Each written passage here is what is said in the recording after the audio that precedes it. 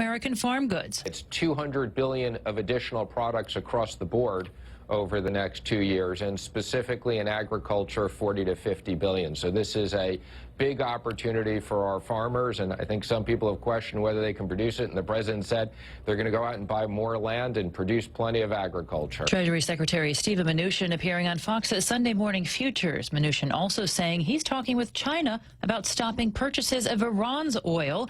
This after slapping more sanctions on Tehran.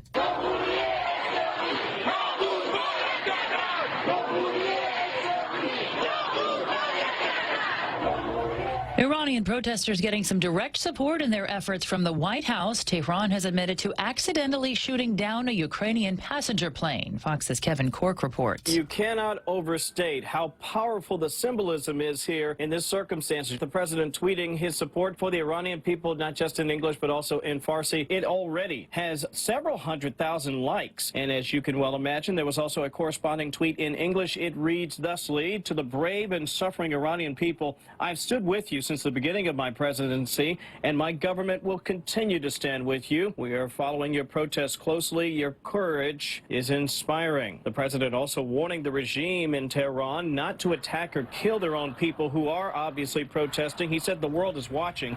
The U.S. Senate will now consider a war powers resolution to limit President Trump's ability to take military action in Iran without congressional approval.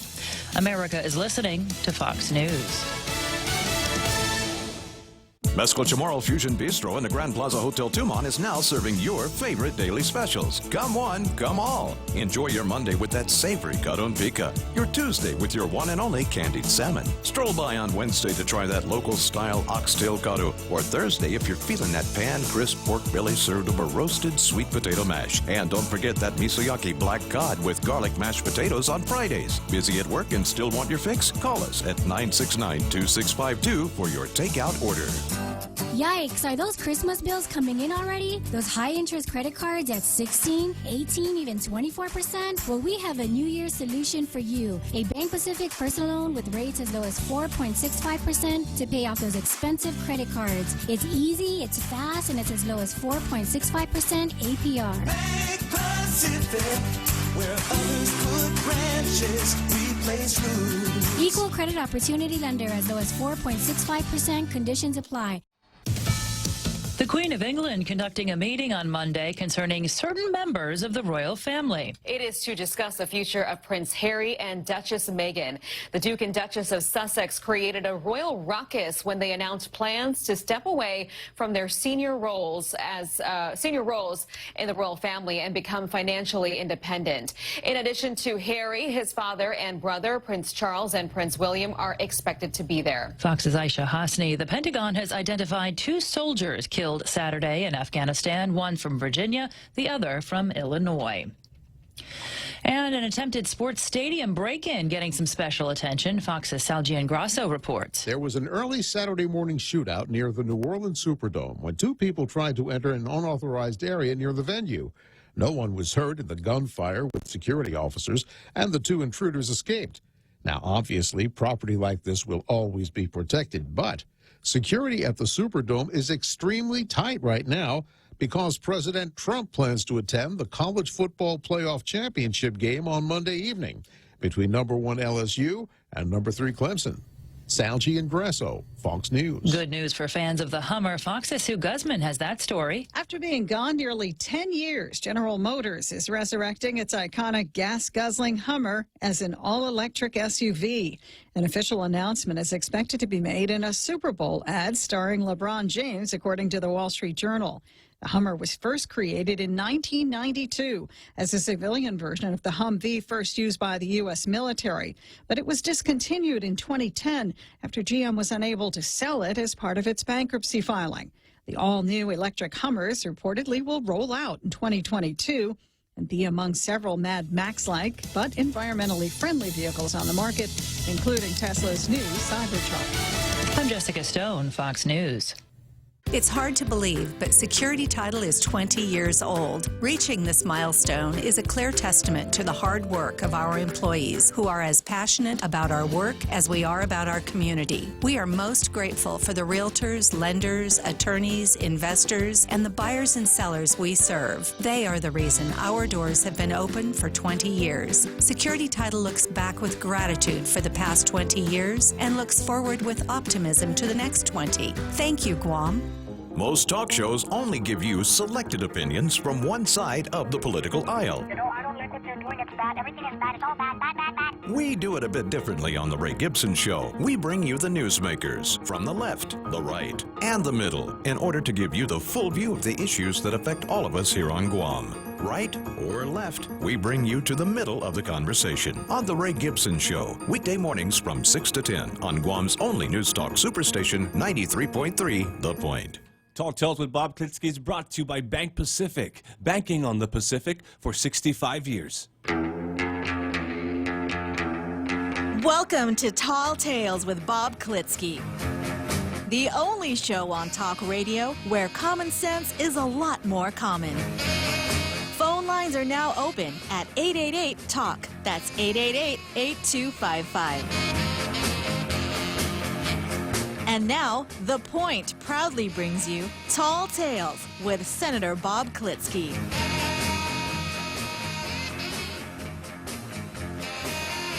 A well-regulated militia being necessary to the security of our free state, the right of the people to keep and bear arms shall not be infringed.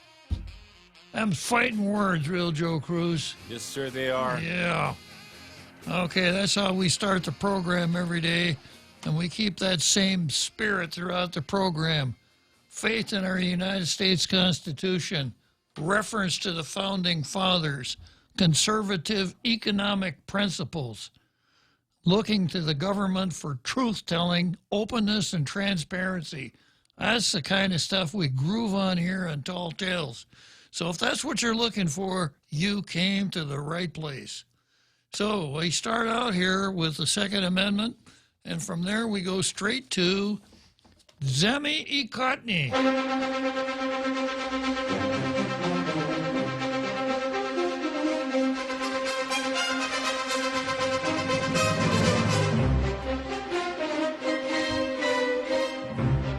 You know how this one goes. I start out by being unmercifully mean to the Daily News for not running locally composed editorials. I usually have kind words for the Post, who usually has good editorials. I almost always take my coveted, as you were, my blue pencil here, and give the coveted blue star to the Post, which so far has achieved 163 blue stars to the PDN's 55. But today is a really strange day, a very strange day. I'm going to break almost all the conventions here for Tall Tales. I'm going to start out with the Daily News Post, as you were, editorial for today. And even though it's not local, I like it, and I'm going to read it. Maybe they've had a change of heart at Gannett. Okay. This one actually came from CNN, a CNN political contributor named Scott Jennings, who is a Republican advisor. So maybe the Daily News, maybe the Gannett folks have decided they don't have to bash Trump every day. We'll see. Anyhow, So he's a rhino? This guy, Scott Jennings, is a real Republican. And here's what he said. Trump was right on Iran. I spent the last 20 so years on New Year's Eve glued to the Sci-Fi Channel Twilight Zone Marathon. You ever watch Twilight Zone? Yes, sir. Yeah, it's a great program, real Joe Cruz. My wife and I love the writing, the plots, and picking out famous actors in their one-off roles for the classic television series. Maybe I'll write an episode of my own, complete with a Rod Serling-worthy opening monologue. The year is 2017. Donald Trump is inaugurated as the President of the United States. and mass amnesia has washed over America. Half the country can no longer remember anything that happened before January 20. The former president, Barack Obama, is literally sitting right there, yet his own party cannot remember one thing about his 8 years. This is, the guy's imaginary episode of Twilight Zone. And then he goes on to say, it's one of the strangest phenomena of the Trump era, the memory holding of Obama's executive powers. Democrats continuously act as though they've just fallen off the Washington turnip wagon when Trump does anything. Trump's illegal immigration policies are draconian. He's deporting too many, they scream, forgetting that Obama deported more. And you know those cages on the southern border? Obama built them, not Trump. Now they howl over Trump's latest outrage, the airstrike that killed Iranian terrorist Qasem Soleimani, who was in Iraq fomenting attacks against the American embassy and evidently plotting future hits on American targets. Washington Democrats whined about Trump authorizing a drone strike without their notification or consent. I hope our folks out there in the international radio listening audience could hear that well articulated tisk, tisk, tisk. Yeah. The airstrike that, let's see, this after Obama authorized at least 2,800 drone strikes in Iraq and Syria without congressional approval. And by the way, I'll add something here myself. 2 of those drone strikes killed United States citizens. Killed American citizens. Life, liberty, or property without due process of law? Not this time. On Iran, Trump made a bold choice and sent a strong message that we aren't going to take the regime's provocation and hostility anymore. Obama sent them pallets of cash. I remember seeing that on Fox News, these big pallets of bundles of probably $100 bills being offloaded with a forklift. Trump sent an MQ-9 Reaper. And I read up a little bit about the device that brought about the end of Mr. Soleimani. This is almost science fiction. It was a drone-launched rocket. The rocket pierced the top of the car that Soleimani and a few others were riding in, but after it pierced the roof of the car, it didn't explode because the way it's designed to eliminate collateral damage. In other words, they don't want to run the risk of injuring innocent bystanders. So instead of exploding, it's called the American Dentsu, if you can remember the advertisement for the Dentsu knives. Instead of exploding, there are a series of whirling blades that just chop everything up into little pieces.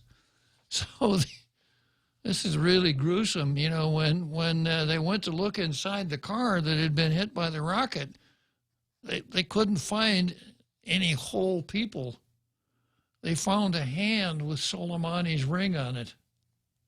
So, wow, really gruesome. The old saying is war is hell. And that's the MQ-9 Reaper. Anyone who knows how this will all shake out is lying. Nobody knows how this is going to turn out. They don't. But the commander-in-chief took out the world's most notorious terrorist, one with American blood on his hands. Trump is the good guy here, not the terrorist. Or, as Mr. Serling might say, Democrats will soon wake up from their amnesia to an old lesson. Past is prologue, and it's a Shakespearean seminar mostly taken in the Twilight Zone. It's a really good editorial. I'm surprised the Daily News ran it.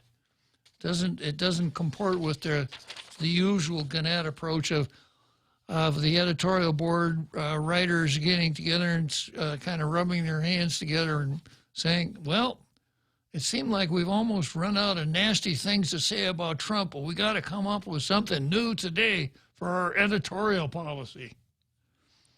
Okay, so that's the Daily News for today. And for the Post, let's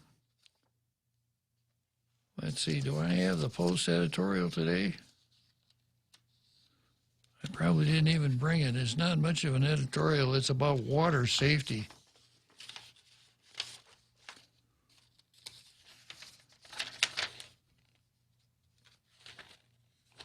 Oh, yeah. The Post editorial, the ocean is lots of fun, but always dangerous. Yeah. Something that we didn't, if it weren't for this, I wouldn't have known that. Yeah. You could, you know, here's kind of what it says, Real Joe Cruz. You know, when you get out in the ocean, it's possible that you could drown. You could die from drowning. So I never knew that. Thank you, Captain Obvious. Yeah. So as Post editorials go, no.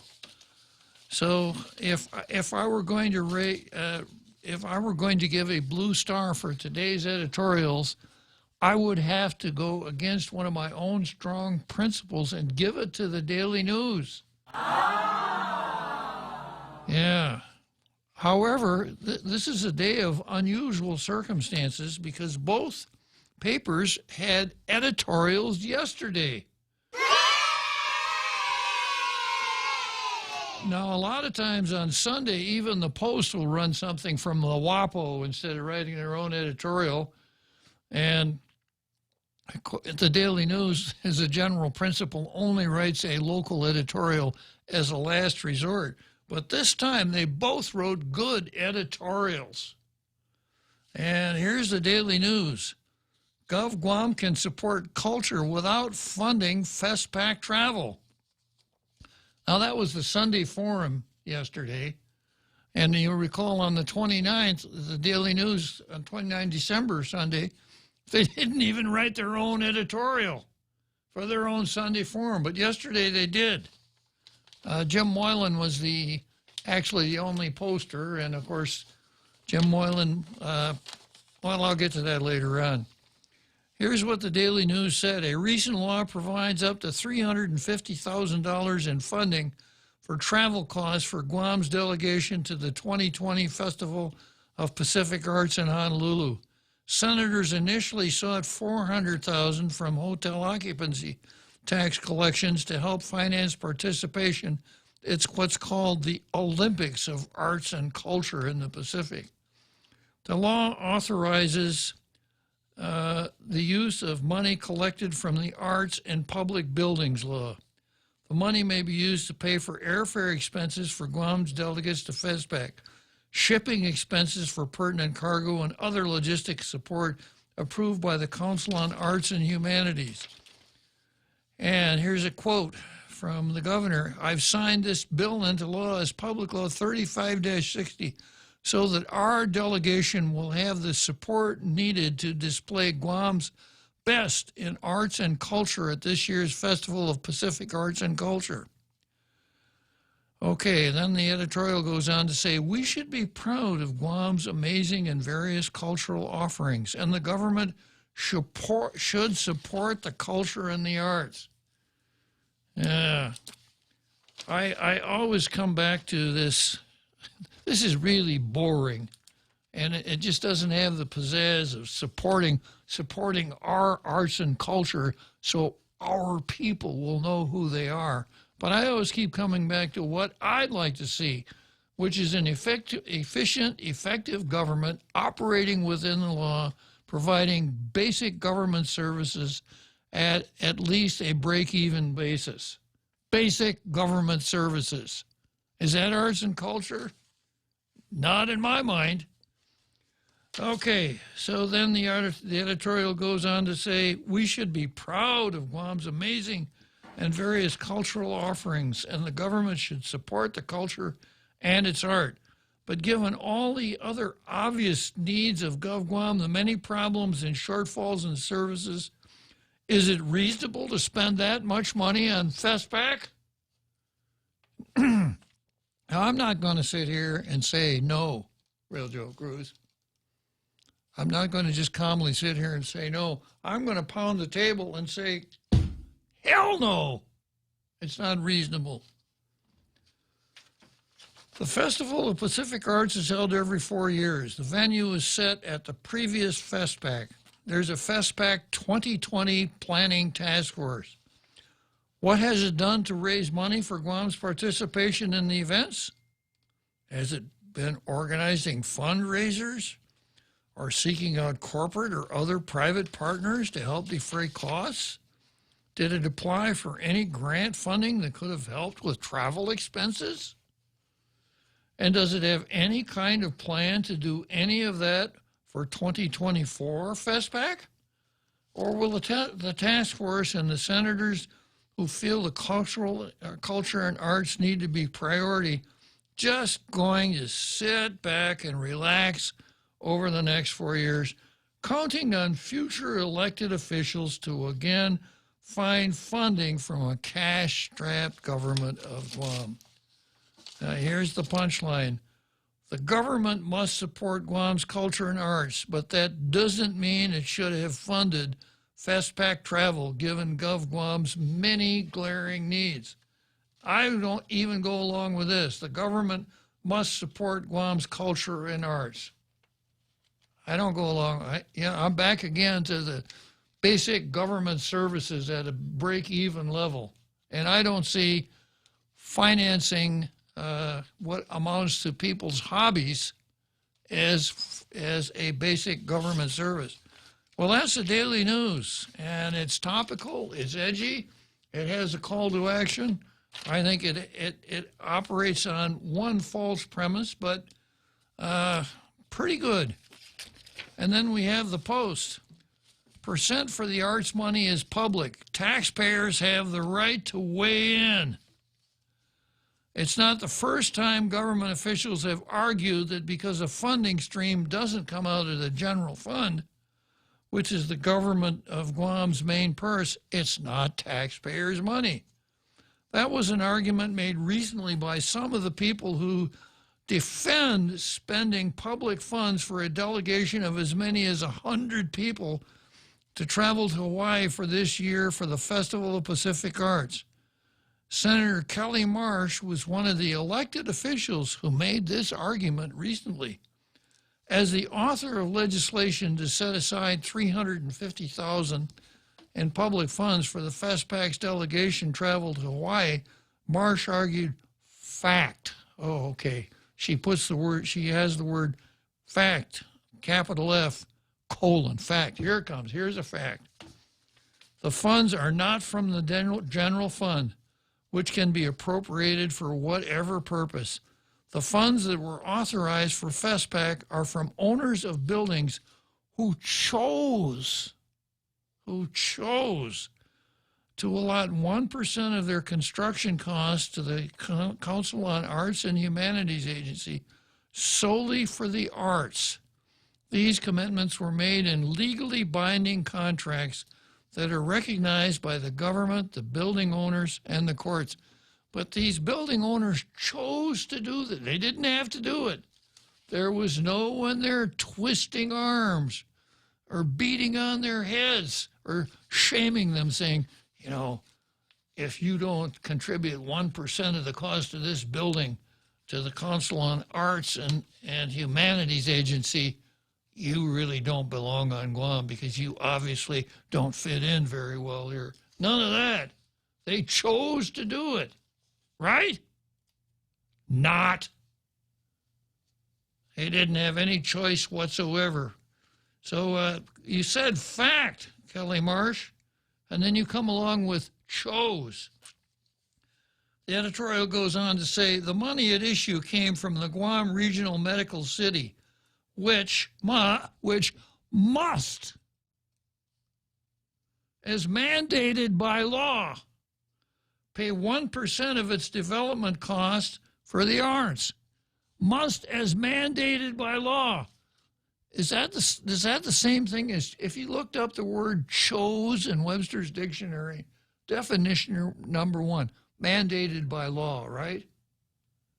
So anytime you hear the word fact or see the word a fact attributed to Senator Kelly Marsh, or is it Kelly Titano? Turn on the skepticism lamp if this is her idea of a fact. It is also common knowledge that GRMC, through what's called a qualified certificate program, has been given tax incentives. So whatever contribution GRMC issues to the government of Guam coffers helps to offset the lost opportunity for more taxes to be collected from the private hospital. Under Guam law, GRMC is required to make the percent for the arts payments because it falls under what the law describes as a, quote, non-public building supported by either government of Guam funds through tax abatements, rebates, etc., or by federal funds administered by the government of Guam. So I've gotten into this before. The way this thing works is this. A company comes along and applies for a qualifying certificate. A program that I usually approve of, and I had a little chat with a caller the other day, that I think it can serve a very useful purpose to attract industries here that we wouldn't otherwise get. That wasn't the case with the hospital, and I'll get to that in just a second. But as part of this program, when the qualifying certificate is given to a business, that means some of their taxes are forgiven. In the case of GRMC, corporate income tax, forgiven. Gross receipts tax, forgiven. Real property tax, forgiven, as for long as 20 years. But the quid pro quo, where have we heard that word before? Quid pro quo went from a word that only kids who took Latin in high school knew to becoming the front page of the papers during this impeachment fracas. But the quid pro quo was that GRMC had to pay some money to GITA into a GITA slush fund that was supposed to be for the Council on Arts and Humanities. Now, you remember, as the news broke down, it was supposed to go to CAHA, but the governor's office took it away from CAHA. And they said, we're going to use this to send people to Honolulu. Now, the statute that we're talking about here originally said that this money could not be used for travel. So the statute had to be amended to use it for travel.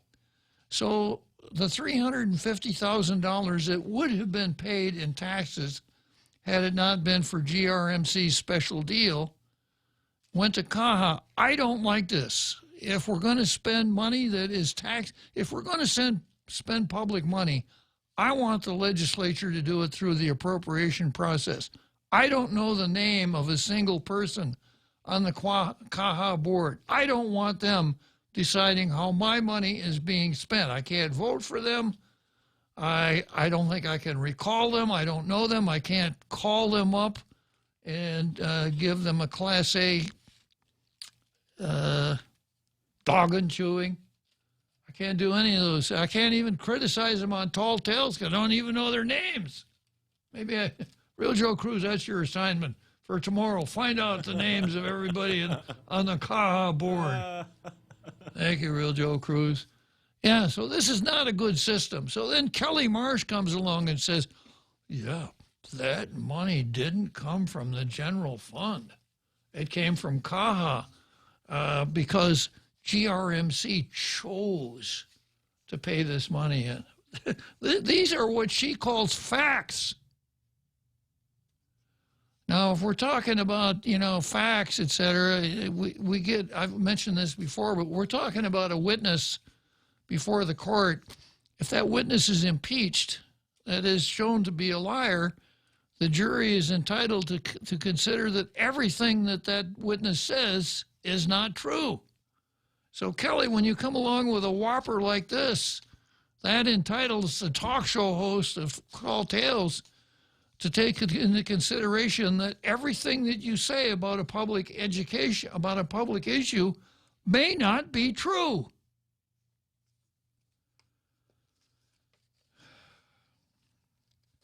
Going on with the editorial. Under Guam law, GRMC is required to make the percent for the arts payments because it falls under the law, what the law describes as a non-public building, etc. Marsh also erroneously characterized the fund as something that can be appropriated for whatever purpose. As part of the conditions for the construction of GRMC, which received GovGuam tax breaks, the private hospital's Philippine-based owner was required to contribute $1.5 million to the government to support artists directly and indirectly, including artists who paint on canvas and murals and who create sculptures. As part of getting this certificate of occupancy cleared before it could open for business, GRMC was supposed to pay outright the $1.5 million, but it negotiated to pay the amount in installments. The issue of prior percent for arts payments from GRMC came without much controversy as it had been routinely delivered to CAHA. However, last year, the latest installment of GRMC's contribution, a $400,000 check, wasn't delivered to CAHA. It went to the governor's office. And that's the money that is now being set aside largely to fund the massive delegation to Hawaii. Does this make you mad? Does this make you angry out there in our international radio listening audience?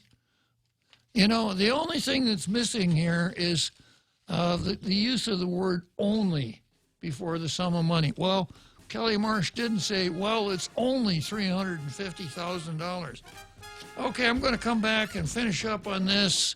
I'm going to award the Blue Star, and then we'll go to the card. I got a pretty interesting card today, too. Chili's 2 for $25 is back. Start with an appetizer to share. Then choose 2 entrees like our mouth-watering old-timer with cheeseburger or the Cajun chicken pasta, grilled chicken with penne and Alfredo sauce, and chili spices. Feeling extra? Upgrade to a personal fajita or our famous half-rack ribs. Bring a friend or a date to Chili's and get 2 entrees for $25. Located on the 2nd floor of Tumon Sands Plaza. Chili's. More life happens here. When's the last time you looked at your homeowner's insurance? A homeowner's policy protects much more than just your house. It also protects you against claims from someone being hurt on your property. If a visitor is injured at your place, how much are you covered for? The smart thing to do is get the answer today. That's the Insurance Extra Point. Get out there and make something good happen today by calling Guahan Insurance Services at 475-1162 or visit us at the Camacho Landmark Center in Tamuning.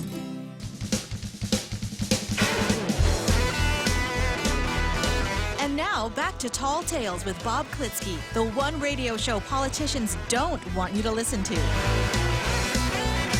Call now, 888-TALK. That's 888-8255. Okay, so here we are. I'm going to finish up this editorial here. Now we're coming to the punchline. The celebration of Chamorro culture using public funds can be done more effectively here at home. Let's start with our public schools. Local artists can partner with public schools in teaching their craft to students, and the artists can get some, quote, percent of the arts money in doing so. This approach means the money stays in our economy, and it also benefits more people and younger minds, too. One senator's idea can be replaced with other, better legislation. It wouldn't be hard to come along with better legislation than this.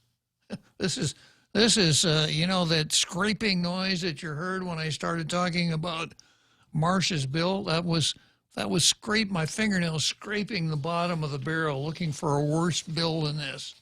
This is really pretty bad. So, good editorial. Daily News, what you wrote here today could have gotten the Blue Star on a day when the Post wasn't really loaded for bear like they are today. So Daily News, the best I can give you, and we're going to award the Blue Star for yesterday, not for today, because neither one rated the Blue Star today. The best I could give you today, Daily News, I guess, is a moon instead of a star. But the Post once again gets the coveted Blue Star.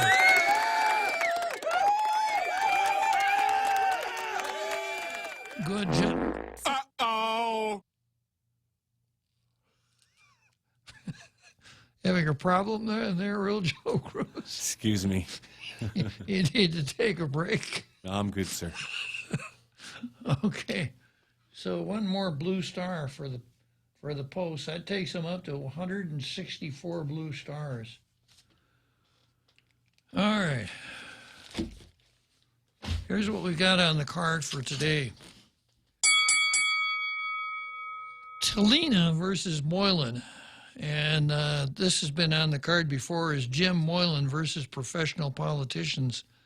And then I've got Robert Unterlon versus us, plus Marsh and Punzelon. And a lot of other stuff is come in in the meantime. So I'm going to spend a lot of time on Robert Underwood versus us. Now, you'll recall Robert Underwood spent a whole column built around the phrase, who we are. Who we are. We've got to know who we are, or it's not who we are. And I think at the end of the last broadcast, I determined that when Robert uses the word we, he ain't talking about me. That's a different we. And it's not the people of Guam either. That's not Robert's we. It's what Lou Leon Guerrero, I think, identified as our people. And which the Post said, you know, it appears that, in one of their better editorials, it appears that Lou's only thinks that the government should serve our people and not the whole population of the island. So I've got I've got some more stuff to add to Robert Underwood versus us. Okay, and then I also have a lady named Fillercorn. That's a strange name, Fillercorn. Fillercorn versus them. And it's on one of my bugaboos, pronouns. And you remember Jimmy told us a really good one. Jimmy told us about the guy who was in California driving down the carpool lane. Mm-hmm. And in the carpool lanes in California, you can only use a carpool lane if there are two or more people in your car. Yeah. It's usually much less traffic, so it's really worth getting into the carpool lane. But there are big signs saying fine is like $512 or something like that. Yeah.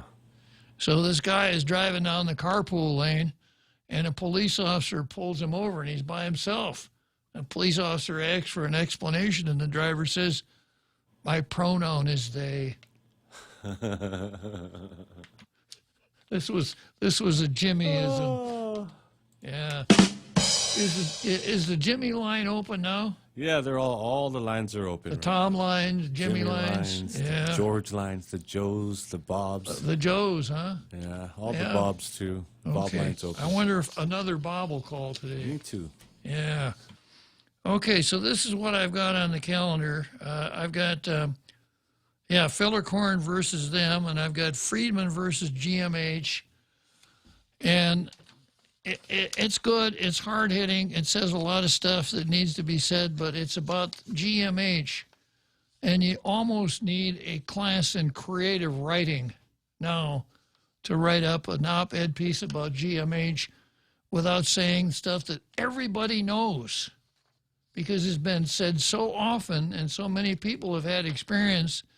You know, it's kind of like writing an op-ed on, let me see, think of a good example, on the intersection of Route 4 in Marine Corps Drive. Well, you could write a couple of pretty good op-eds about it, but after a while, you'd just be saying the same things over and over again, no matter how good a writer you are.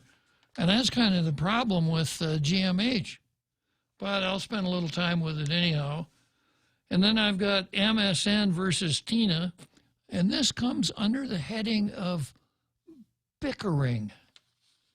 Now, when we get into the whole idea of the structure of our legislature, do we want a citizens' legislature that sits a couple months out of the year? Or do we want a full-time, full-fledged legislature which provides jobs for 15 senators? And the word checks and balances always comes up here. So I think Tina is a really good example of checks and balances.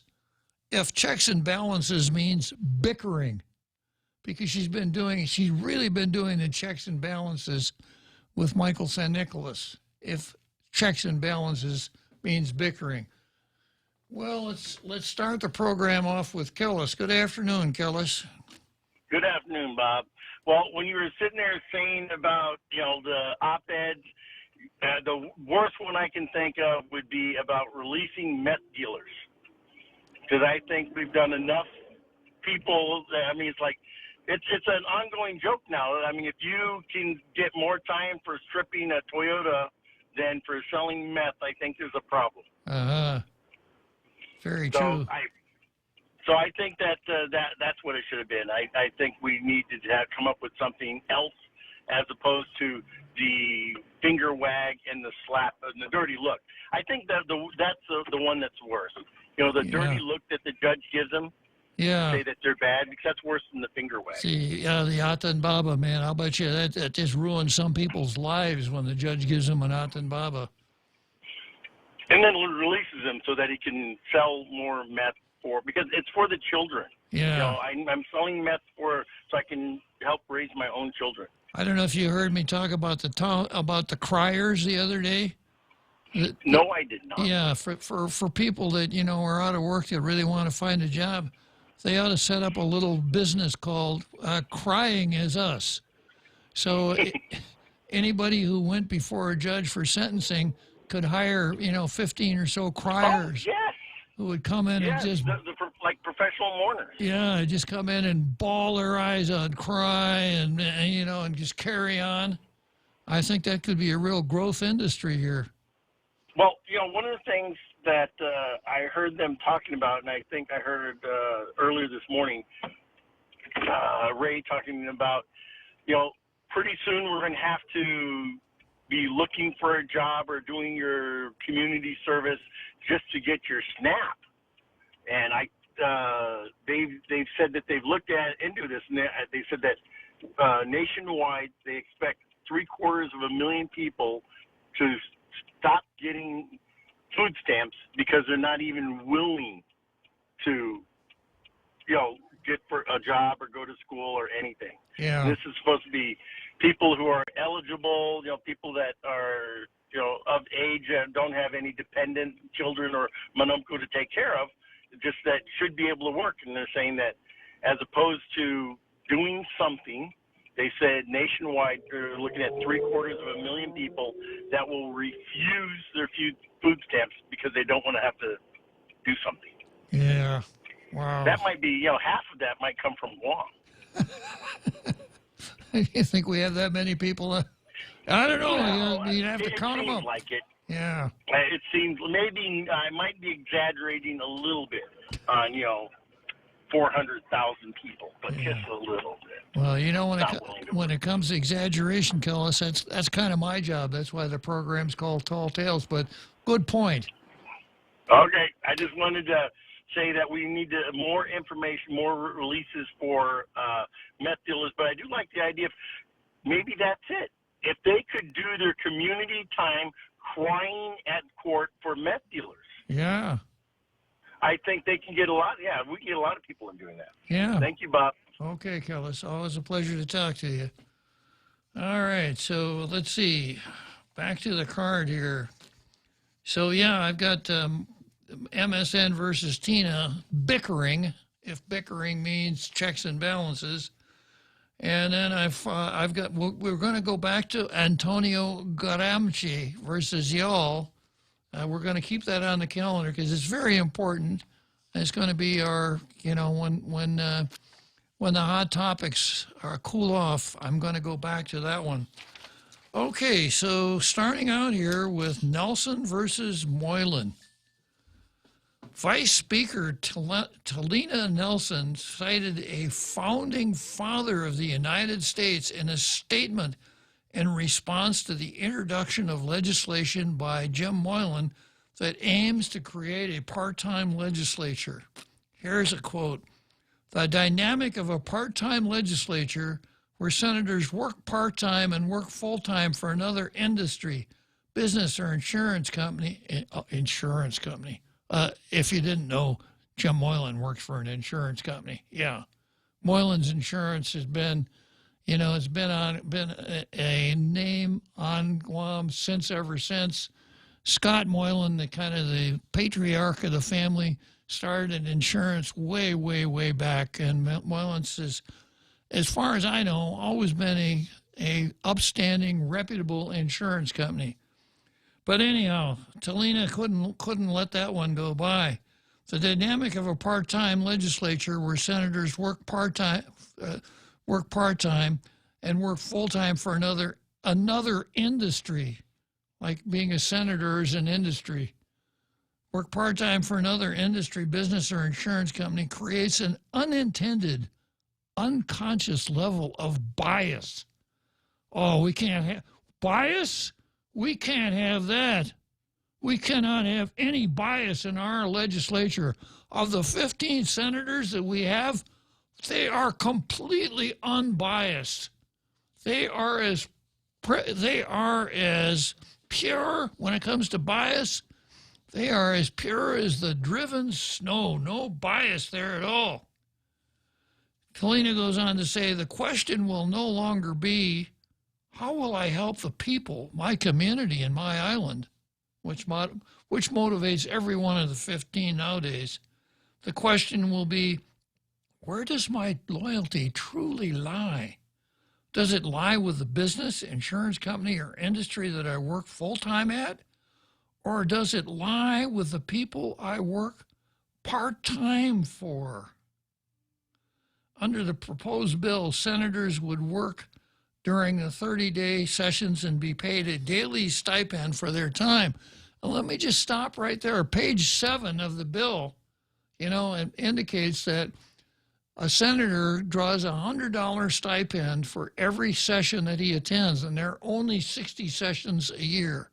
So that means a senator would make $60,000 instead of the $55,303 that they make right now.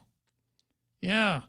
And the nice thing about that $55,000 is you don't have to do anything for it. There's no time clock at the legislature. There's no timekeeper. There's no time sheet. You can come and go as you please. How many times just in the last couple of sessions did we see, you know, when it was voting, Mary Torres, excused absence? So you don't even have to show up for every session. All you do is just have someone stand up and say, Madam Speaker, I move that Senator Smucker Huckowitz be excused. Any objection, no objection, motion granted. So you can do that. You can go off on junkets. You can go on a junket to Malaya. You can go on a junket to Michigan or Washington or wherever. And some of the junkets you are paid for by tax funds, and you draw per diem while you're on your junket. So you can stay in a really nice hotel based on your per diem, and you're still drawing your pay. You're still drawing a full, every 2 weeks, the same check comes out, whether you're here or not here, whether you're off to Tahiti on a short vacation, you're still drawing your check. Let me just if I take a short break here, am I still being paid during the break, Rojo Cruz? You have to sign out for leave, sir. All right. That's right. This isn't the legislature. Want to grow your business? Start a new venture? Or stay ahead of the competition? You can. With Docomo Pacific Smart Business Solutions tailored to your specific needs and ambitions, you can do it all. Partner with a network with best-in-class network coverage, state-of-the-art communication platforms, and a team dedicated to providing you with premium support. Call 688-2677 to start your journey to success today. Docomo Pacific Business, delivering your future today. Cocoa Coffee Company is now available at Circle K. Single origin coffee beans carefully sourced and locally roasted to give you the freshest cup of coffee Guam has to offer. Grab a cup that's brewed every 30 minutes or purchase a bag of the locally roasted whole beans. Flavors now serving: light medium roasted Ethiopia and medium dark roasted Jamaican Blue Mountain. Exclusively available at Circle K. With every Cocoa Coffee Company purchase, a portion of the proceeds will go towards the Cocoa Recovery Program. Tall Tales with Bob Klitzkie is brought to you by Bank Pacific, banking on the Pacific for 65 years.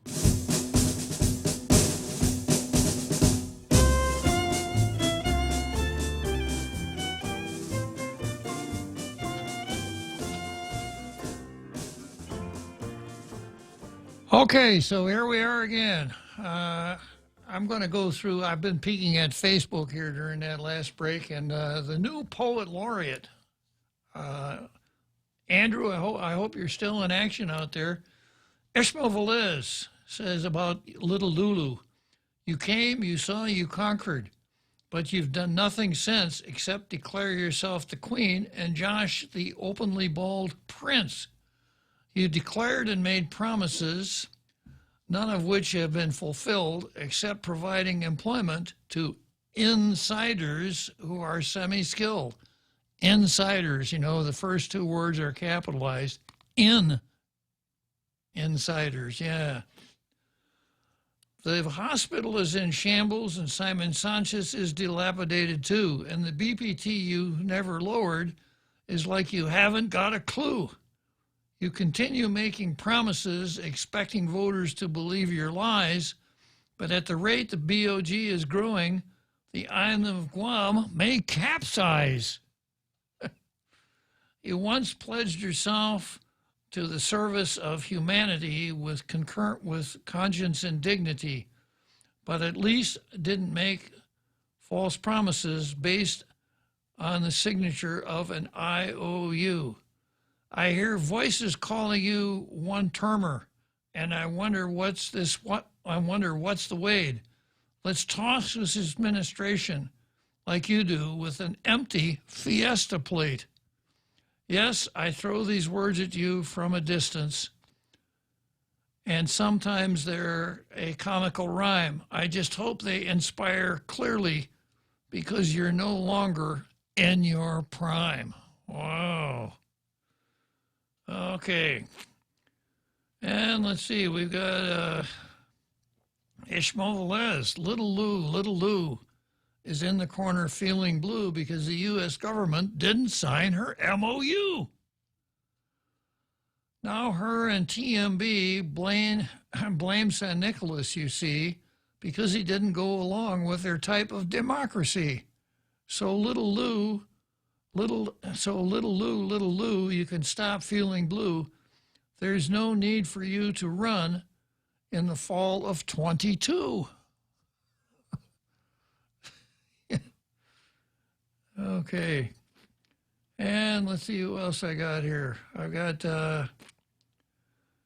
Denise Legaspi, obviously talking about the Festback folks, saying, "I hope those snowflakes are ashamed of taking the money from the people."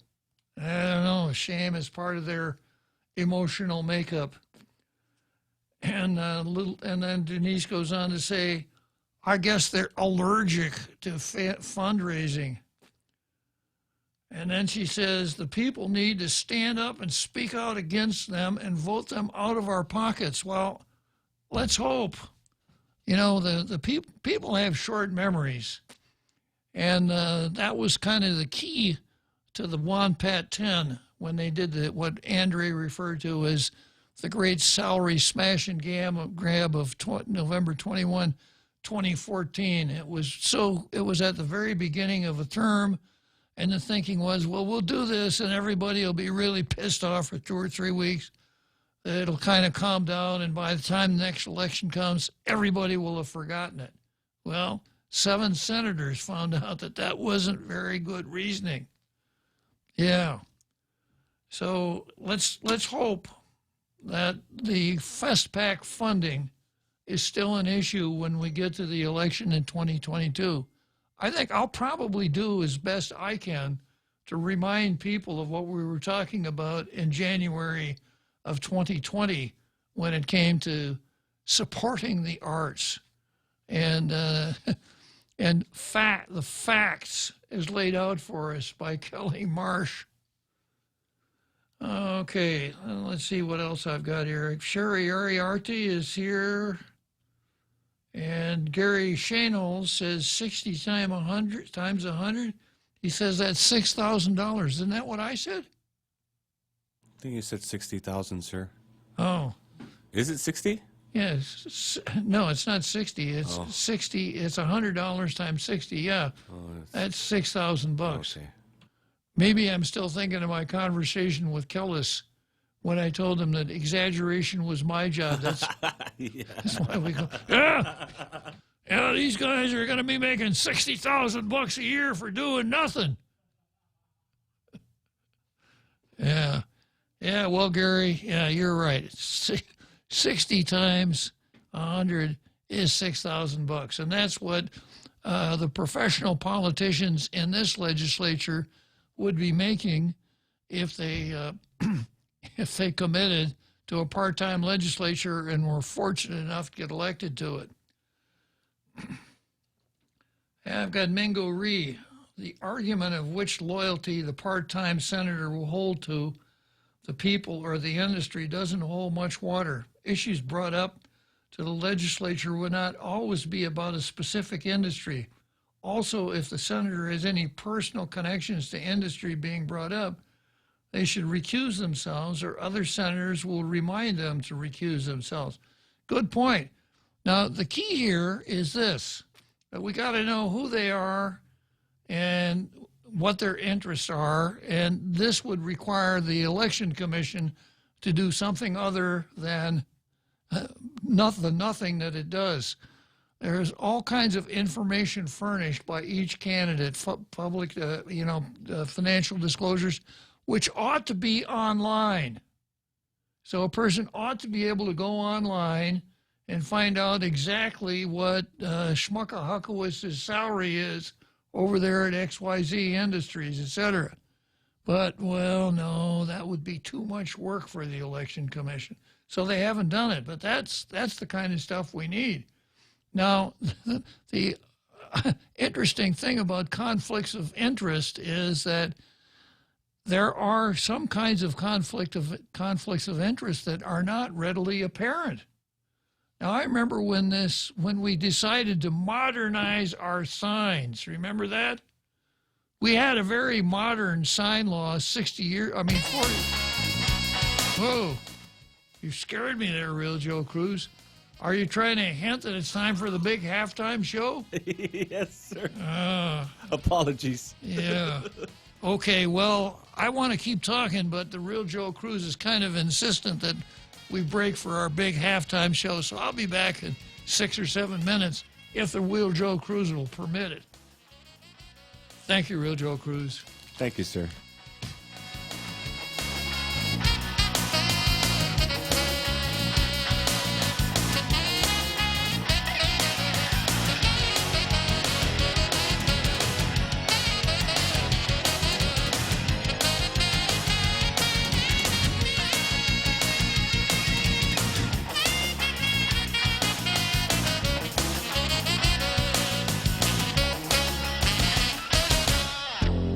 The Point is KUSG, Hagåtña, Guam, 93.3 FM and 104.3 HD3.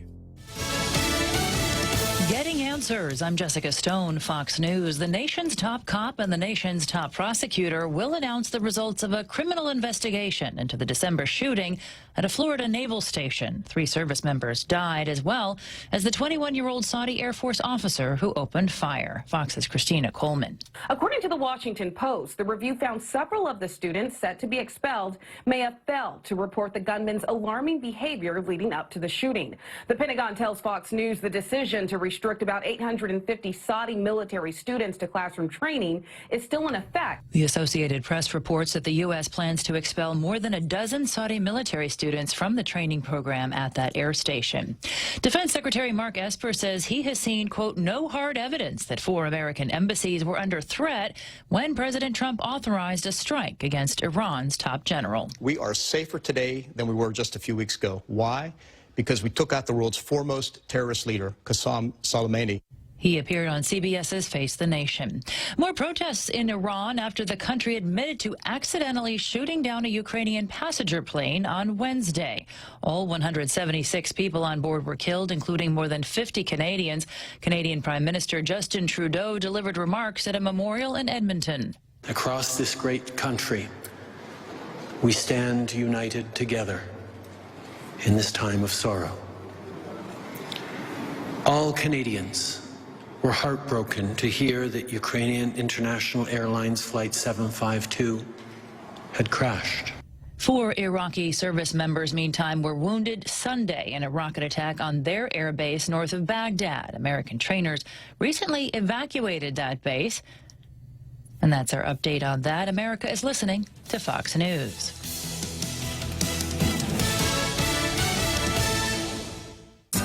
Yikes, are those Christmas bills coming in already? Those high-interest credit cards at 16, 18, even 24%? Well, we have a New Year's solution for you. A Bank Pacific personal loan with rates as low as 4.65% to pay off those expensive credit cards. It's easy, it's fast, and it's as low as 4.65% APR. Bank Pacific, where others put branches, we place roots. Equal credit opportunity lender as low as 4.65%. Conditions apply.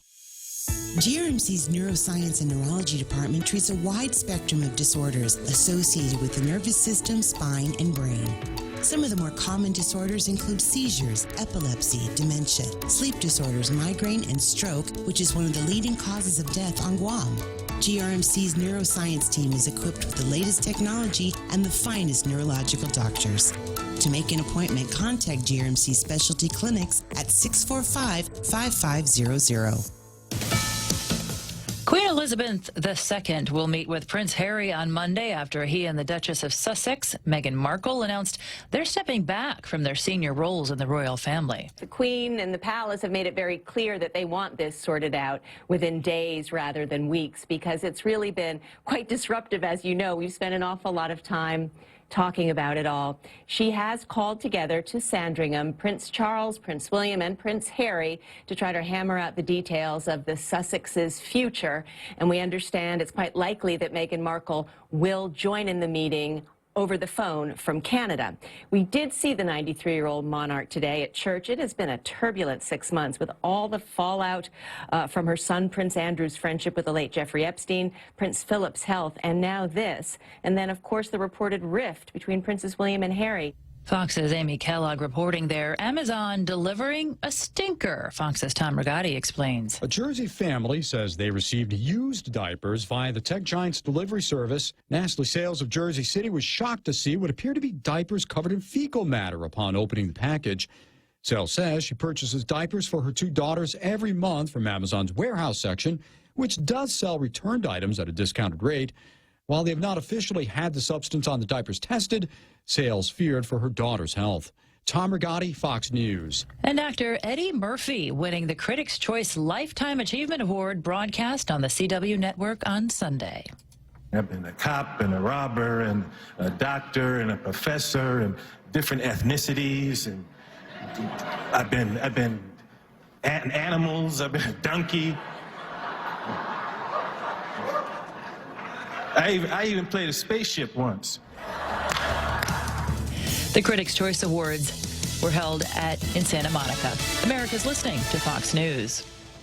Chili's 2 for $25 is back. Start with an appetizer to share. Then choose 2 entrees like our mouth-watering old-timer with cheeseburger or the Cajun chicken pasta, grilled chicken with penne and Alfredo sauce, and chili spices. Feeling extra? Upgrade to a personal fajita or our famous half-rack ribs. Bring a friend or a date to Chili's and get 2 entrees for $25. Located on the 2nd floor of Tumon Sands Plaza. Chili's. More life happens here. From the start of the NFL football season, Point listeners have gotten together in friendly competition to battle it out in the Points NFL Pick'em contest. Along with weekly winners picking up great prizes, we have also awarded our grand prize winner, Art Hammeister. Art correctly guessed 170 picks. Wow. Good enough for him to win a new iPhone from GTA. Congratulations, Art. Thanks to all who participated in the Points NFL Pick'em contest. Brought to you by Current Guam with special thanks to GTA. Tall Tales with Bob Klitzkie is brought to you by Bank Pacific. Banking on the Pacific for 65 years.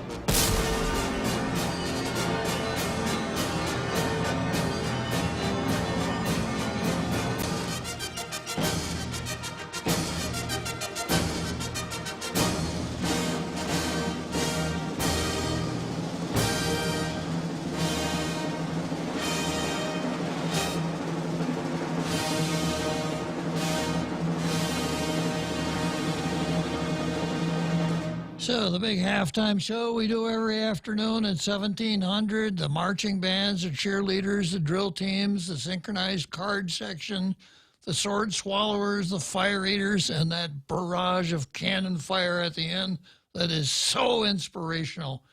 Every time I hear it, I just say to myself, wow, I only got 1 more hour at all. I could go on for 4 or 5 more hours with that kind of inspiration. But here we are. This is the last half of Tall Tales for another day. And what was I talking about before the real Joe Cruz cut me out? I mean, play the bumper music. Yeah. So I was talking about Senator Nelson and her opposition to Jim Moylan's part-time legislature bill. And one of the points she makes is, the question will be, where does my true loyalty lie? Does it lie with the business, insurance company, or industry that I work full-time at? Or does it lie with the people I work part-time for, Nelson said. And I see this as really a false conflict because all of us have different kinds of loyalties. And so often our loyalties are perhaps not so easy to see. And if one were going to do something, if we had a part-time legislature and one were going to introduce legislation, and one wanted to see legislation favoring his company, well, we'd know that. But the way things are right now, we're not always sure what the motivating force is behind any senator's bills, votes, etc. Classic example are these bills that come before the legislature for zoning changes. You know, when we have a Department of Land Management and a what is it called, the Guam Land Use Commission that has as its function to consider zoning changes. But the easy way to do that is to go to a senator and get the senator to introduce a bill and grease it through the legislature. Now, this can be an extremely important undertaking. Let's say that you own a piece of property along Marine Corps Drive in Jigo, and let's say it's zoned agricultural.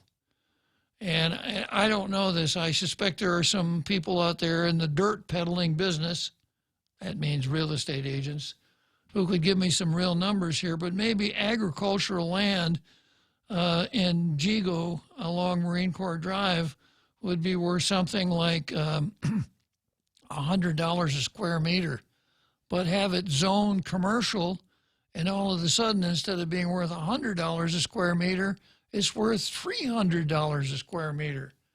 Now, if we had some really good investigative reporters here, someone might want to take the time to investigate some of these rezoning bills, campaign contributions, expenditure reports, etc., and see if all we're concerned about here is the public interest. Same thing, I was about to make a point with these new flashing electronic signs that we have. 40 years ago, we adopted, maybe longer than that, we adopted a very modern set of sign regulations.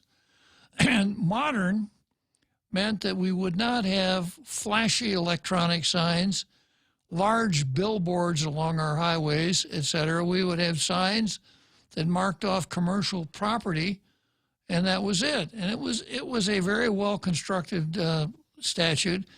And those who wrote about such things said, yeah, these are good laws. And it worked for a long, long time until all of a sudden we see the advent of these electronic digital signs. And we find out that the Land Use Commission had granted waivers for people to construct these signs. It was pointed out by council, you can't do that. Your waiver authority doesn't extend to that kind of forgiveness of a statute. So those signs were illegal. We saw senators tripping over one another to make sure that those electronic signs could stay in place, even though one senator introduced a bill to deep six them. So not only did we, after the fact, legalize the illegal signs, then we went out of our way to enact new sign laws that allows for more of these horrible digital signs. Now, how did that happen? Was it just one senator that was the moving force behind this?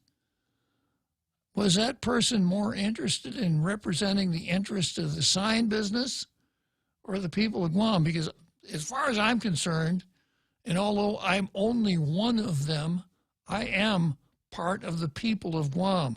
And I don't want to see a lot of flashing electronic signs. For one thing, I think they're a traffic hazard. You drive down Marine Corps Drive, you get to the ITC intersection, you see that flashing sign.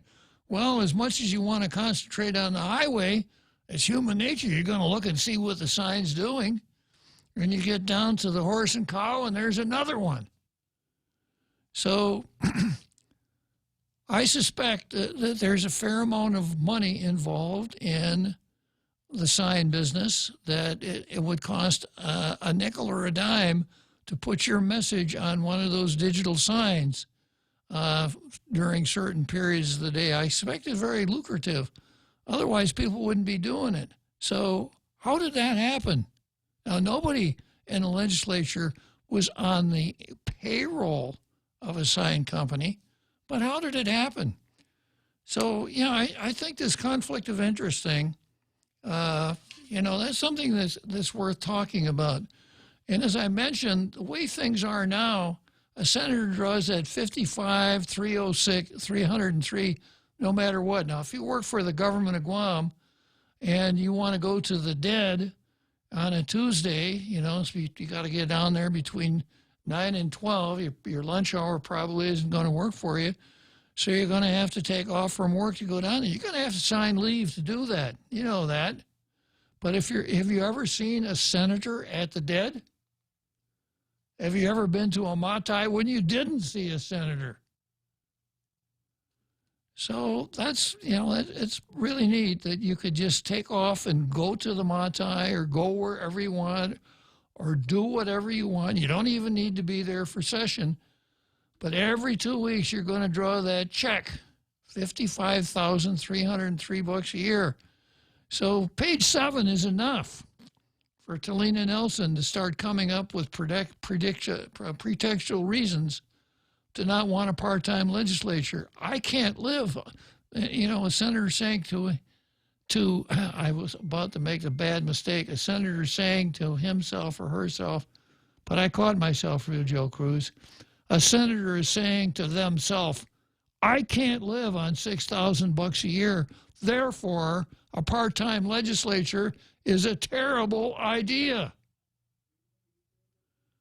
Now, there may be some people out in the community, and I know there are people out in the community who have jobs, who have careers, and they're not going to hang it up to run for the legislature for 2 years. They don't want to take a break from whatever it is that they make their living at, but are willing as a public service to come in and serve in the legislature for 1 or 2 terms, maybe 3, and twice a year go into panic overdrive so they could do their work and appear at the legislature and do a workmanlike job, ably assisted by the Research and Service Bureau that Moylan's bill would create. So we wouldn't have any more of these junk bills that wind up with severability clauses and effective date clauses and the other stuff that you hear me ranting and raving about repeatedly. Okay, so I guess maybe our Carl. I'll bet you our Carl. I think I was talking about you when I was talking about public-spirited citizens who could make the sacrifice and go down there a couple times, you know, and twice a year go into panic overdrive, carry on with their occupation, and be senators too, correct? Yeah, correct. Yeah, I've got more of a question for you, Bob, because one of the comebacks to this idea, you know, of a part-time legislature, which, by the way, as Ken Leon-Guerrero has pointed out, 41 states have part-time legislatures. But one comeback is that it's not comparable because states have municipal councils and other entities that take care of a lot of the minutia and paperwork and all this other stuff that it takes to run a state. My comeback is that we're only 160,000 people. We're basically like a city rather than a state. So why can't we have function using a part-time legislature? But anyway, what's your answer to that? I'm interested. It's pretty much the same as your answer, Carl. And if we were writing on a blank slate, that might be exactly the way to go. A mayor council, or maybe a council and a city manager, because there are only 160,000 of us, and there's only 210 square miles here, and we're so much over-governmented right now. We've got enough people on the payroll probably to be a small state like Wyoming or something like that. I'd like to see how many people work for the state of Wyoming. I have a feeling it's not as many as work for the government of Guam. So your answer is exactly correct. We're a small island, and basically what our legislature is, although they have delusions of grandeur, what it ought to be is just a city council. They don't need to be sending delegations to Okinawa, FESPAC, and all the rest of this stuff. Yeah, and about a third of the island is basically taken care of by the military or by the federal government. It's under their jurisdiction, and they kind of, take care of whatever needs to be done there. So it's not even 210 square miles. It's less than that. So anyway, yeah, I was just wondering what your thoughts were on that, because I really think that's our only hope to get real reform. And I like to call the part-time legislature a focus legislature, because they'll be forced to drop a lot of the trivia, like the countless resolutions and stuff that is very low impact or no impact to the critical needs of the island. So I see that as really our only hope for getting real change. I hope it goes through. I've Bob, explained it this way, Carl, that in order to clean up our government, to streamline it and get it down to the point where it renders basic governmental service on a break-even basis, the legislature has to take the key role. And in order to do that, it must take the moral high ground first. And it does not have the moral high ground. You know, for the legislature now to say, okay, over there, you got to, in the executive branch, you got to reduce employment, the answer is going to be, yeah, as soon as you do it, or you've got to plan better, and the executive branch comes back and says, yeah, like as soon as you get to the point where you don't call a session and then make up your agenda after your session has been called to order, then maybe we'll have something to talk about. So until they do a part-time legislature, they don't have the moral high ground to get after anybody else, Carl. Yeah, and I think our present model, the full-time model, is a perfect example of Parkinson's law. You know, that work tends to expand to fill the time available. And if you really want to get something done, then, you know, sometimes it helps to cut back on the amount of time so there's less dillying around, you know, and you get down, you're forced to focus on what the essentials are and not get so caught up in the process and all this, you know, Robert's Rules of Order and, you know, and all this other stuff. You know, we see term after term is that we tend to, you know, there's all these promises made about we're going to do, you know, umpteen utopian things, and they get into office and they get sidetracked on all these bright and shiny objects, and these the ugly objects like the hospital and you know, our public education and public safety get kind of pushed to the background, or they're just given enough to keep nose above water. You know, so it's just like how do you say, Groundhog Day, you know, that movie about the same thing over and over and over again. You know, we keep saying the same things over, and it just doesn't change. So I see the part-time legislature as our only hope for real reform and real change. Anyway, Bob, thank you for allowing me to chime in. I appreciate it. Okay, Carl, so I think we'll count today as the first day of your campaign as a senator in the part-time legislature. Good luck. Yeah, we shall see. Our Carl. All right. So let's see. Ishmael Velez pops up and says, I work at a great job continuing to serve my country in a different capacity. I go to school full-time, and I'm a full-time dad and husband.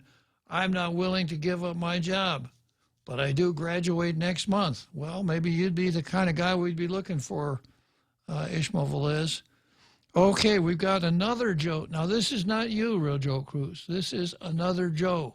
And it's not another Bob, it's another Joe. Yes, sir. Just to want to make sure I know who I'm talking to. Good afternoon, another Joe. It's Uncle Bob. For all the listeners out there, I don't want to depress anyone. I wouldn't be too depressed because you know, you're putting forth the best model, so to speak, example of what we should have, possibly what we could have, but just what we don't have at the moment. All right. So I want to, you know, I'm saying that because there's others out there who seem to, I don't know, if it's not necessarily your program, but other programs I listen to, they seem depressed because they don't see enough, what do you call, closure, so to speak, or an ending or a final. I don't want to say final solution because that sounds too much like the Germans in the Second World War. Yeah. But something that stipulates you know, the end of something and a new beginning. You know, don't feel too bad because we're, you know, as long as we keep trying and do our best, and you know, keep putting those ideas forward. But the thing about it is, Uncle Bob, honestly, if I were to put money on it, I'm not a betting person, or try not to be, but I would suggest that if we ever have an economic boom and everything's going our way, somehow they're going to find a way to drop, several thousand people on our doorstep to take care of, and it's just going to put us back to square one because we're going to have to find a way to spend money to look after those people. So, I mean, that's the way it's been recurring for the past three decades at least, and then before that, before the Compact Impact, it was the Vietnam War refugees. I missed one. The Clintons almost brought in refugees from the Kurdistan area. Well, we had Kurds on island for a while. Another Joe, they were up at Anderson South. Yeah, I feel bad for them. And when I would go out running in the morning out in Anderson South, I could hear the muezzin, on a loudspeaker doing the morning prayer with the Muslims. But they were only here a short time. Operation New Life Vietnam, most of the Vietnamese, 250,000 Vietnamese went through here, but most of them didn't stay. Very few actually stayed behind. And then another one was the Uyghurs, 6 of whom wound up in Palau, but none of the Uyghurs came here. So I would say that we got the folks from Micronesia, and that is a source of irritation, certainly, for all of us. Well, that's not so much because it's ongoing, but Bob, it's an example of, in other words, the next conflict, whether it be Iran or fill in the blank, they're going to do the same thing. They're going to drop off several thousand people on their doorstep. We're going to have to pay the bill for it, and that's that. You know what I'm saying? So I wouldn't feel too bad about it. It could be worse. It could be better, but it sure as heck could be worse. So just think positive and think to yourself, man, I guess this is as close to breaking even as we're going to get. Anyway, thanks a lot, Uncle Bob, for your time. Take care. Keep listening. Thanks for calling, Another Joe. It's always an interesting caller. Another Joe. Yeah, so all Joes were not created equal, notwithstanding the Declaration of Independence, right? No, sir. Yeah. All right, so let's see. I was talking about Nelson's opposition to the part-time legislature here, and she's zeroing in on the conflict of interest. And I want to point out that senators can come and go as they please. They're going to draw their paycheck every 2 weeks, even if they don't do anything. Truth be told, for some of them, I would prefer that they do nothing and draw their paychecks rather than they do something and draw their paychecks. But that's the way it goes. Now, as far as Nelson is saying, where does my true loyalty lie? Does it lie with the business, insurance company, et cetera? And I see the attendance and the pay thing is really important. And as I say, I see Nelson finding a pretext here. I'm drawing $55,000 a year, and I don't want to lose that. I don't want to go back to $6,000 a year. And then, of course, when it comes to attendance, has Nelson ever missed a session? Is she always? He's a full-time senator. Does that mean she's always on the island? Does it mean she's down in her office 5 days a week and going to every session? Or does she miss sessions? And does she have something else that occupies her other than being a full-time senator? And the answer, I think, is yes. As I recall, Senator Nelson misses a lot of time because she's on National Guard duty. Now, how does that fit into this? Now, I'd be the last person in the world to criticize anybody for being on National Guard duty. And it's clear that a person who works for the government must be, in fact, it doesn't matter where you work, if you go on National Guard duty, you must be excused from your job. That's fine, but how does it work out here when you're talking in terms of conflicts of interest and loyalties and things like that, when you know that if no matter how much National Guard duty you do, you're still going to draw that $55,000 a year? I guess I could understand why she doesn't want to see this end, because it looks like a pretty good deal to me. Okay, I've got Sam on the line. Good afternoon, Sam. Hey, Bob. How are you this afternoon? Good. Good. Yeah, I'm on your side with this part-time legislature, and I think Shakespeare said, I think she protests too much. Uh-huh. But whereas her loyalties, and where any of their loyalties are probably to their people that give them money for their campaigns. So whether it's part-time or full-time, I believe that's where their loyalties preside. There's certainly a presumption, isn't there, Sam? What's that? I say there's certainly a presumption that a senator would look more favorably on someone who contributed to his campaign than on a total stranger, right? Yes, well, I think so.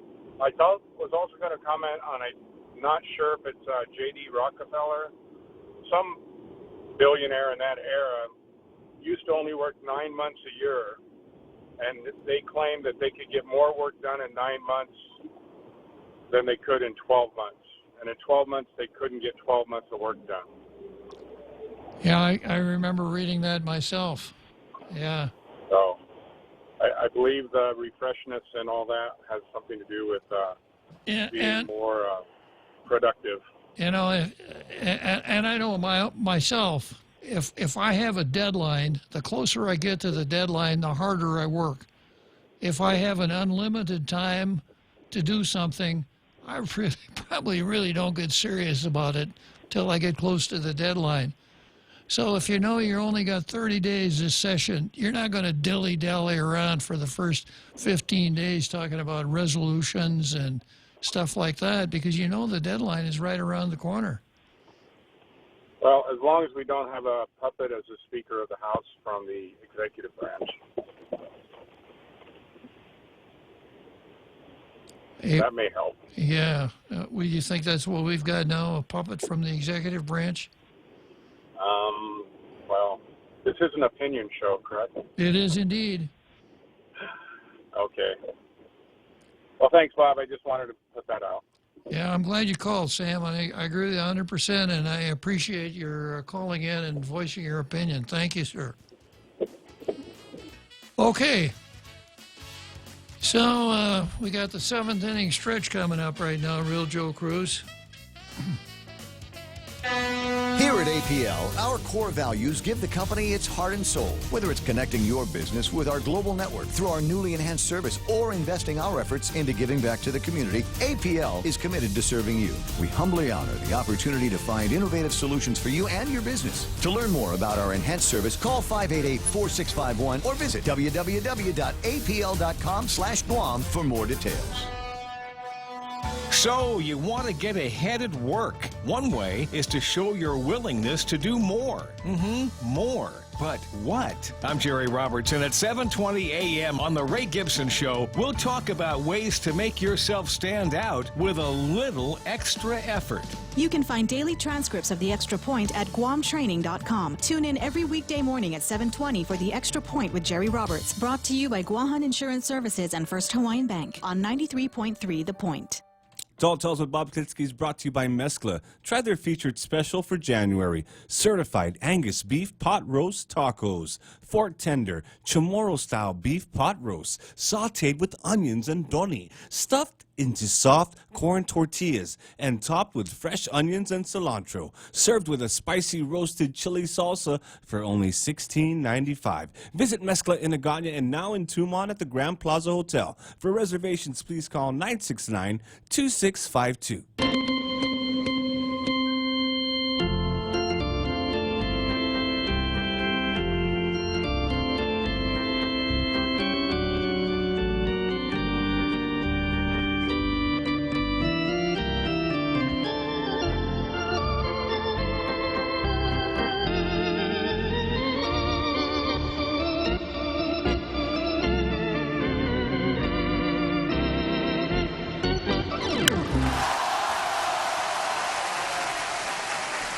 Here we are, 7th inning stretch, Wrigley Field, Chicago, Illinois. Another interesting ball game. 7th inning stretch means I've only got 2 more innings of Tall Tales here. And it looks like Talina Nelson is still in the batter's box, and I'm still throwing fastballs at her. So moving on to her testimony here, if she were to lose her job as a senator, and that's what it is for the 15 that are down there now, it's a job. It's not public service. And I get a kick out of this. You know, I've always been interested in public service. Well, if you get paid for it, it isn't public service. It's a job. And I mentioned a little earlier that there would be people in our community who have jobs and careers that don't want to give up their jobs and careers to become senators, who would be willing to come down and work, go into panic overdrive a couple times a year to be senators. There's the people that serve on the different boards and commissions for a pittance, or are involved, you know, Island Girl Power as an example. Some of these nonprofits, these people work really, really hard for very little reward. That kind of spirit is what I'd like to see in the legislature, not Talina Nelson here saying, you know, you can't do this because I got this job. Now, if Talina should lose her job as a senator, I don't think she'd get a job as a high school history teacher. And her rap here shows what I mean. She says, quote, during the formative years of our nation's democracy, the question was, who pays the president? To that question, Alexander Hamilton stated, a power over a man's support is a power over his will. Well, that's probably true. He explained that a sitting president who couldn't depend on a regular salary might be tempted to sell policy to the highest bidder. Therefore, we must first discuss the conflicts of interest legislators might face and how we can address those conflicts to ensure that the people's will and needs are safeguarded above all else. Nelson said, well, false analogy, Nelson. We're not talking about a president here. We're not talking about the executive. You don't see me sitting here saying, what we need is a part-time governor. You know, if this is your best argument, you're probably going to be more successful in protecting the part-time legislature. You'll probably be more successful in protecting the full-time legislature if you just shut up. Because we're not talking about a full-time president or a part-time president. We're talking about a part-time legislature. Alexander Hamilton was neither. He never served in Congress. He was Secretary of the Treasury. And if you know your American history, Hamilton was what was called a Federalist in those days. He wanted to see a strong national government, just the opposite, opposite of the way I like the country to go. So if you understood Alexander Hamilton, and if you knew the difference between an executive and a legislator, you might not make such a silly statement, which is what you've got here. Also, going back to the founding fathers and the beginning of the country, why do we have elections in November? And why do we seat new officers in January? And that's because in the beginning, most of our federal government was part-time. You know, you have the election in November after the crops were in, and people had, the ability to go and vote. As far as the legislature is concerned, the legislatures up until, the 40s weren't seated until the following November. FDR was sworn in on March 4th of 1943, as you were. Let's see if my friend here, the math guy, Gary Shanehurst is listening. When FDR was sworn in on March 4th of 1933, that Congress did not take office until the following November, a year after they'd been elected. So Congress was even Congress was pretty much a part-time job then compared to what it's like now. And that was the design of the country, that we would have a legislative branch, that served during limited period of times. We'd have a full-time executive assisted by full-time cabinet officers. And that's a good model to follow. It's unfortunate that the national government swerved so far off that path. Another way of looking at it is this. In our government, we elect an attorney general, we elect a public auditor, we elect a governor, we elect senators. I'm not going to go to the mayors because I wouldn't have anything nice to say. But we have an attorney general, a governor, a public auditor, and senators. The attorney general, the public auditor, and the governor have things that they must do. They actually have work to do. The attorney general is the chief legal officer for the government of Guam. Civil and criminal legal responsibilities are his. The public auditor, the name says it. The governor is the chief executive of the island, and just as on a ship, everything that happens that shouldn't happen is the governor's fault. Everything that doesn't happen that should is the governor's fault. So the governor has a very full plate, has things to do. And when the governor is not in his office, it's pretty apparent. And the same with the attorney general and with the public auditor. Not the same at all for senators. They should not draw a salary because they don't have jobs. Their job is to enact law. And if they'd been doing it right, they should almost be finished. So, the senators have no daily responsibility. When they're in session, they ought to show up for the session. They don't always. They ought to plan for their sessions, but they don't. This just the last time around, instead of the Rules Committee getting together and putting together an agenda, they said, well, we'll come into session and then we'll make up the agenda once we're in session. They can't even plan ahead.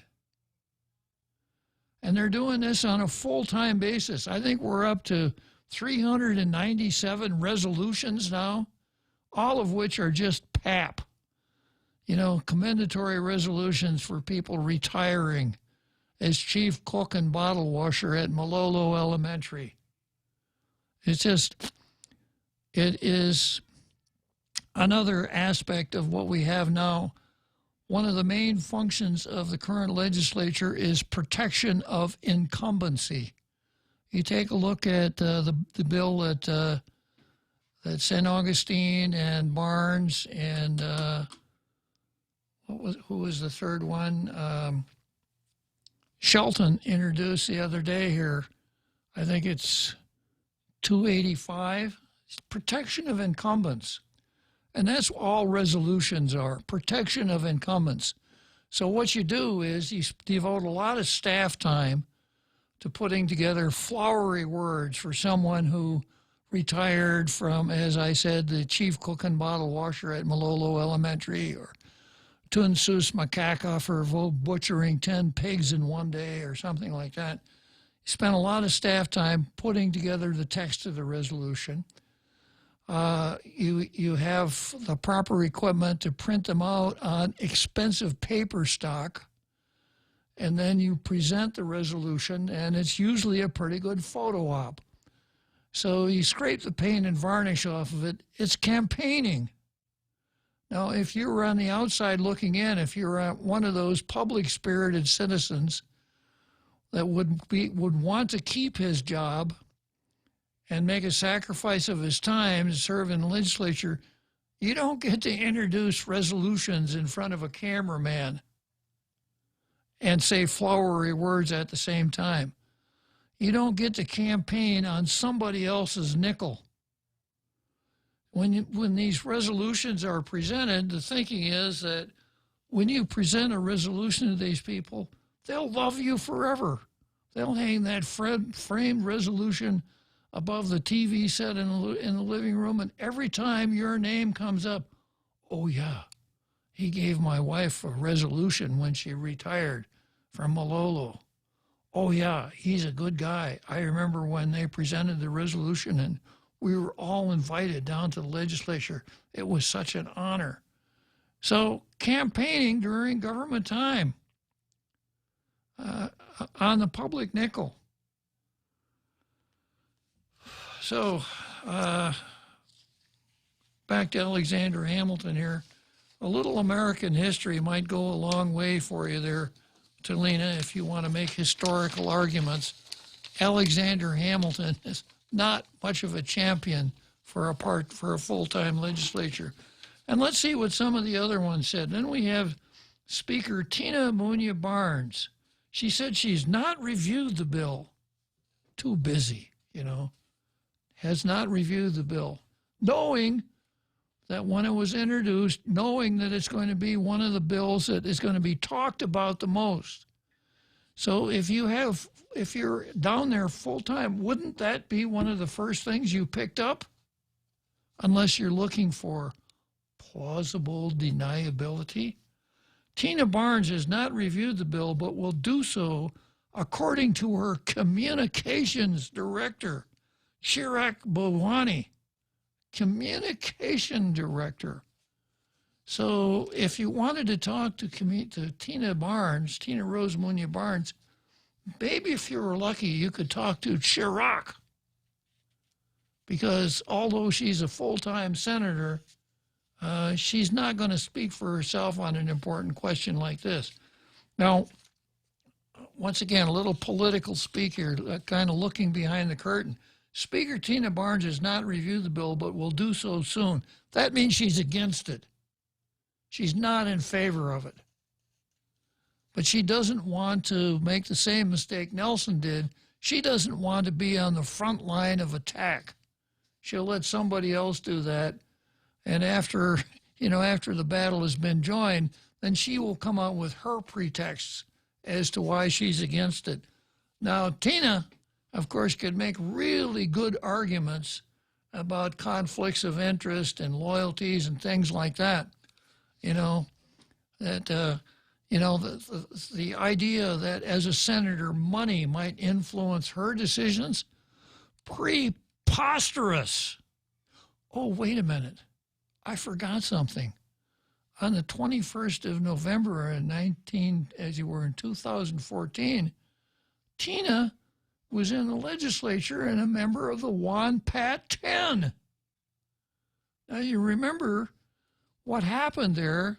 Ray Tenorio, as acting governor, sent over a bill to give himself, the governor, and a large cast, and senators substantial raises, $25,000 for senators. He sent it over and then called the legislature into special session. And they were in session for a little over an hour. And they passed that bill without any amendments, sent it back to Ray Tenorio, who signed it the same day. Now, ordinarily, bills have to have public hearings before they can even be discussed. Now, there is a workaround. A bill doesn't have to have a public hearing if the Speaker certifies that there are certain emergent conditions that would cause the legislature to need to act right away. No public hearing, no certification, no vote from Tina, and she gave herself a $25,000 salary increase, retroactive back to the beginning of the session. Now, this is the same legislature that took themselves out of the same salary increase that the mayors got. Too close to the election, so they took it out. But after, that very election, 3 weeks later, they decided, okay, it's safe now, the election's over, let's do this. And I don't know who coordinated with whom, but the bill came over from the governor. An hour later, it was passed, and Tina Rose's salary increased by $25,000, retroactive for almost a year. And Tina Rose was one of the 7 that lost her seat after that. She was not in the forefront when it became apparent that was a mistake and that the race should be rolled back. She never came out on that side at all. So, like I said earlier, it's really important to understand, conflicts of interest. Is it a conflict of interest for a senator to break the House rules of the Senate to give themselves a very large retroactive salary increase? Part-time legislature, I can see it all now. Minority Leader Senator Will Castro indicated he would like to leave the decision up to the people to decide. I would support a bill that calls for a voter referendum specific to a part-time legislature in this year's elections. Unless and until such time a bill is introduced, I will continue to review Bill 265 and await the community's input through a public hearing. In other words, he's against it. Okay, home stretch here. We're just about on the home stretch. Let me take a short break, and we'll probably come back and wrap up with part-time legislature. Hi, welcome to this ad for new Subway sliders, starting at $1.99 each. How do you want it? Cheer Squad. Woo! Go Subway sliders, starting at $1.99 each. Woo! Give me a ham and jack slider. Ham and jack slider. Give me an Italian spice slider. Italian spice slider. What's that spell? It doesn't really spell anything. New Subway sliders, starting at $1.99 each. Go sliders! Subway, make it what you want.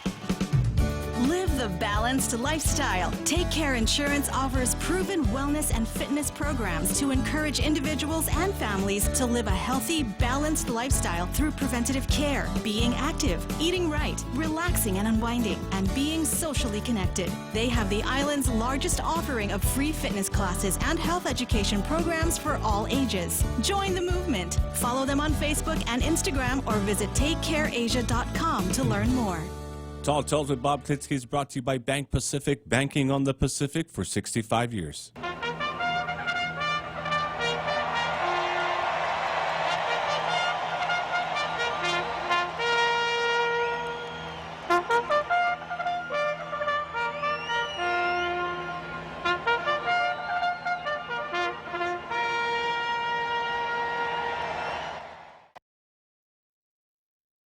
Kentucky. That means we're in the home stretch at Tall Tales here. And I've been talking about Senator Jim Moylan's part-time legislature bill and talking about the pretextual reasons for opposing it and the cowardly ways of opposing it. And none of this, I don't have to study this very hard because I've been aware of these pretexts for a long, long time, and I will watch as they trot out, and I will demolish each one of them as it's popped up. Now, Will Castro says he would like to leave the decision up to the people to decide, meaning he's against it, right? I actually would have more respect for somebody who comes out and says, I'm against a part-time legislature and articulates what reasons he might have for being against it, than this chicken way out of saying, "Oh, let's put it out to the people as a referendum," knowing that the legislature, in its infinite wisdom, has made it so hard for a referendum to pass, and knowing that the procedures are so Byzantine that it would be very difficult to draw up a resolution for a real part-time legislature, given the limitations involved in the statute. And as you could see from reading Moylan's bill, this is not a one-liner or something like that. In order to work, it has to have several moving parts. That wouldn't subject itself to a resolution well at all. But it's the easy way out for the politician to kind of use a little smoke and mirrors. Oh, the part-time resolution, if that's what the people want, I'm all for it. I don't want it, but I'm not going to say that because it's much easier for me to say, to be in favor of the people. So remember that when you go to the polls. I'm not for a part-time legislature. I'm not against a part-time legislature. I'm for the people. So you want to make sure you vote for me because I'm for the people. And then something else. You remember Castro just got dumped as the minority leader by the Republicans in the legislature. So he comes out of the meeting where they dumped him, says, I am the legislature's nominee to run for Washington delegate. As though the minority caucus in the legislature can nominate anybody for anything except its own little offices. So if that's the case, if you're really going to run for Washington delegate, then you're not going to be running for the legislature in 2022. So that's even less reason for you to come up with this referendum thing. You ought to come out and say, I'm for it or I'm against it. And I want people to remember that in the campaign for Washington delegate. I have principles. I stand on my principles. I articulate my principles so that you will know where I'm coming from. Unless maybe he's really not going to run for the Washington delegate in 2022. Maybe that was just an easy way out of not being the minority leader later on, and he'll have a change of heart if he could serve in a full-time legislature. Now, something else here, there is a small kind of class of political folks that really want that legislature to remain full-time. Castro is a classic example. What was Castro doing before he became a senator? He was working for the administration. He had the title of a special assistant to the governor, so due to a huge loophole in the law, he could continue drawing his paycheck during the time he was campaigning for the legislature. Another example, Tello, working for the administration, campaigning. I don't know how much time she spent on the job campaigning, drawing her paycheck while she's campaigning for the legislature. And the same thing for, let's see, there was one more. Yeah, Louise Munya, same thing. People who, the political insiders who work for the administration, campaign for the job in the legislature on government time, and then move over to the legislature. And at the end, when the majority changes in the legislature, may very well wind up in the executive branch. It's, kind of a game of hopscotch. Another good example is Kate Balthazar, who was the deputy director of corrections and then moved to the Telecommunications Corporation. Part of this loophole is that anyone who holds a position that requires the legislative confirmation can keep their job and run for the legislature. So Kate Balthazar bagged it as deputy director of corrections, went to the Telecommunications Corporation, was appointed, but unfortunately wasn't confirmed in time to file her papers to run for office. What a tragedy. So she couldn't run for senator. So what I'm getting at, this is a rotten system. And the system needs to be done away with. Jim Moylan has given us a mechanism for doing away with this system. And let's all get behind him and let's support him. And let's not be fatalists. Let's not come up with this, it'll never see the light of day, or it's going to be hard, because what Jim Moylan is trying to do is put 14 people out of their plush jobs. And he needs all the help we can give him. I'm going to talk about this again tomorrow, and this is going to be a recurring item on the calendar because I think it's very, very important. So you want to talk about part-time legislature? Good, I'll see you tomorrow. We'll talk about a lot of other stuff too.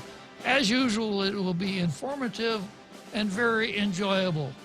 So adios, hasta luego.